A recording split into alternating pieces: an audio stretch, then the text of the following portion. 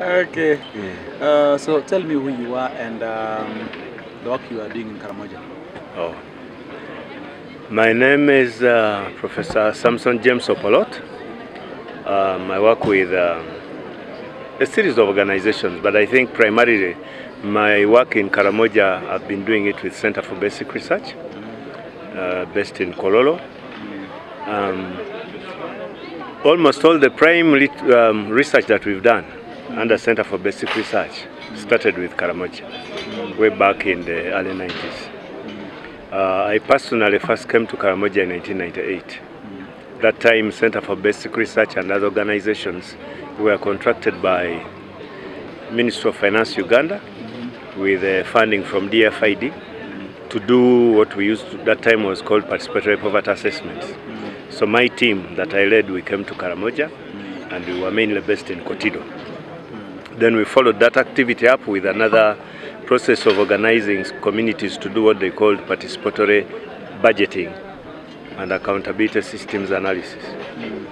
Then, since then, I and my other colleague called Frank Muheres have undertaken a series of consultancies, evaluating work of World Food Program and other researches. But I think then that brings me to the current activity that given that record of working in Karamoja, when KRSU came on board, they quickly identified us as the best partner to undertake a contribution as a think tank and a policy intervention organization, alongside, of course, the universities which are part of this process, which we call the adaptation team.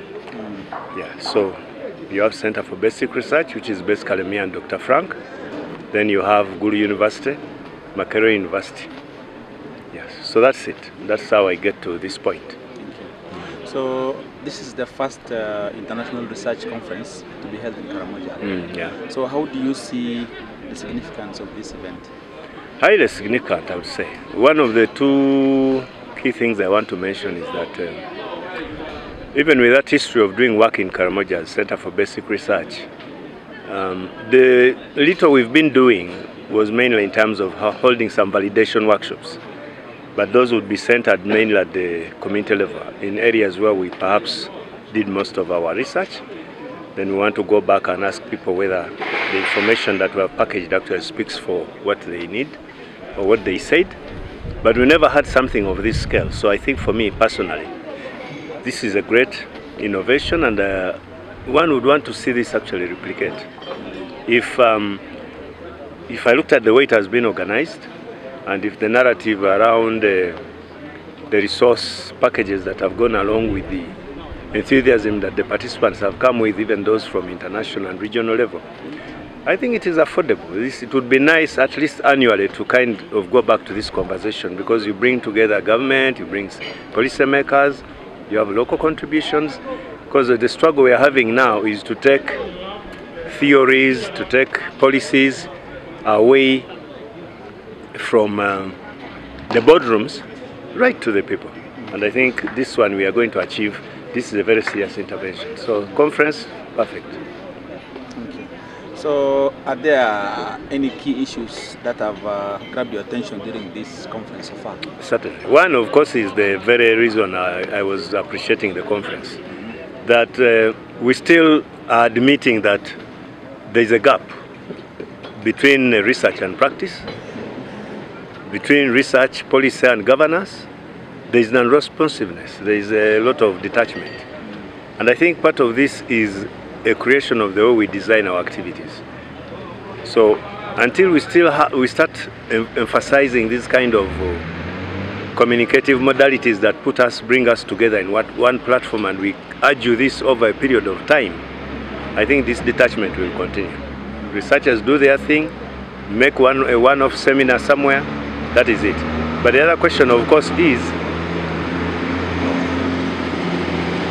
so I think we were at a point of saying that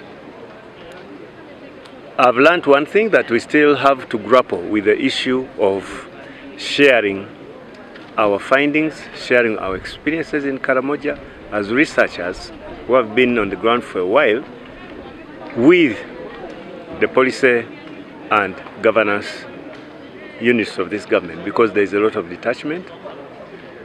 You can even see the contradiction. There is a narrative where you have a minister for Karamoja, where you have a Rangers policy, but it's already emerging from the discussions in the conference that actually this Rangers policy, even if it was drafted almost 7 years or 8 years ago, is not coming through.